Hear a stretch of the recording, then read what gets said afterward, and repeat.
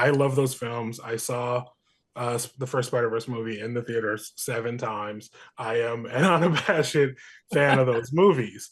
But I also want to make sure that we are set apart. I know we're going to get compared to Spider-Verse, and while I welcome those comparisons, I also want us to be our own thing. Good to Jeff, see good you to see you again. again, man. How are you? Good man, how are you? I'm great. This show is so much fun. On stage at D23, I was like, this is going to be good.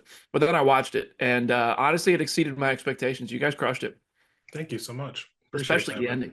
I wish I could talk to you about the ending, but obviously nobody's seen it yet, so we got to keep it spoiler free. One thing you do so well, man, is you take like comics lore and whether it's Easter eggs, characters, or storylines, or relationships and things like that, and you really blend it into the backdrop of the MCU in this sort of alternate timeline.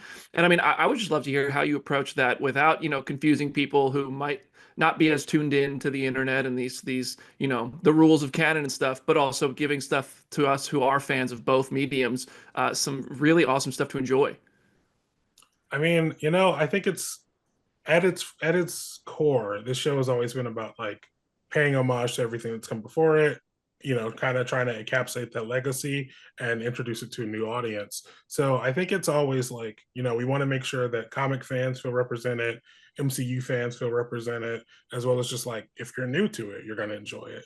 And it's been like a hard balancing act. But I think it's also like there's a love for all the characters in the story and that shines through. So it's kind of like when you're telling your friend about like, oh, you got to read this run because it's so good and you're trying to like hook them. That kind of is what it became in trying to like introduce those into this in a fun digestible way. Hey man, you guys crushed it. There's obviously an incredible Spider-Man story playing out in animation in theaters with Spider-Verse. Mm-hmm. How do did you have to keep in mind anything they were doing? Or like, I'm sure you've seen those movies and love them like the rest of us. When there's another animated Spider-Man going on that's got a lot of people's attention, do you have to look at that and say, all right, other than Miles and Peter being different, how do we approach making this different, but also, great? Like, is that something you even think about? Yeah, totally. I mean, like, I love those films. I saw the first Spider-Verse movie in the theaters 7 times. I am an unabashed fan of those movies. But I also want to make sure that we are set apart. I know we're going to get compared to Spider-Verse, and while I welcome those comparisons, I also want us to be our own thing. So whether that's making sure our look feels unique, whether that's making sure that like our characters feel unique, just having different characters around Peter is going to change who Peter is just by nature.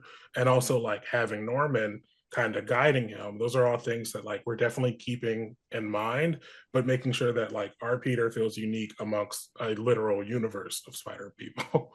Yeah, dude, Coleman as Norman, by the way. I love Coleman. He's But incredible. what on the Spider-Verse topic, could the multiverse and movie making legality world ever lead to a crossover with your Spidey in that one? I hope so. I would love for our Spidey to just Oh, share the screen with all those guys. That would be and yeah, please.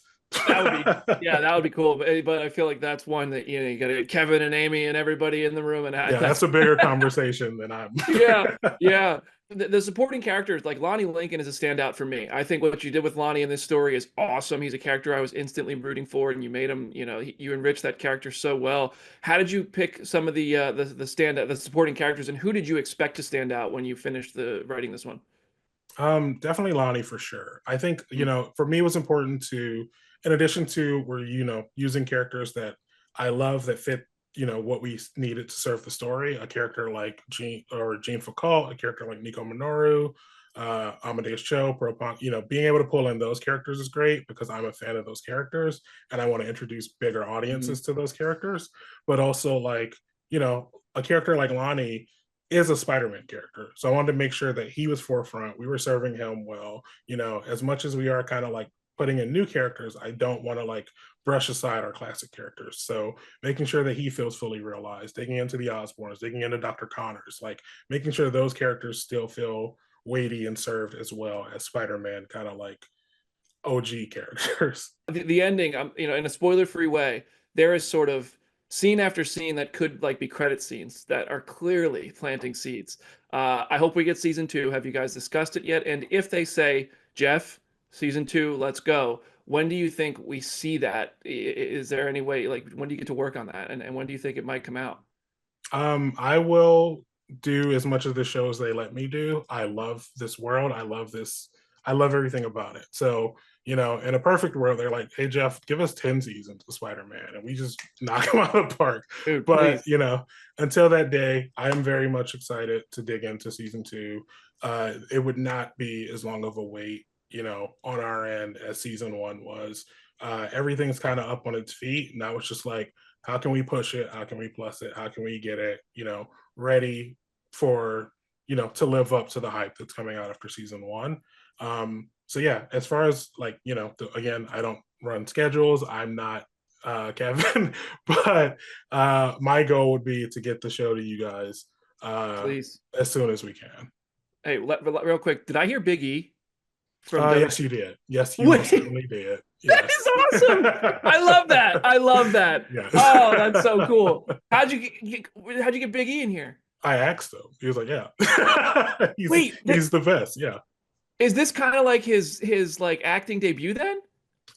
He's been in one other thing on NBC, but yeah, this is his. Yeah, he's Oh, in the show wow. Laid, but also he's in this, and we've been recording him since a few years ago. I mean, the first time he recorded, he was still wearing the neck brace, so we've Wow. had to So sit on this for a while. does that mean you're a wrestling fan and he's a Marvel fan? Yes.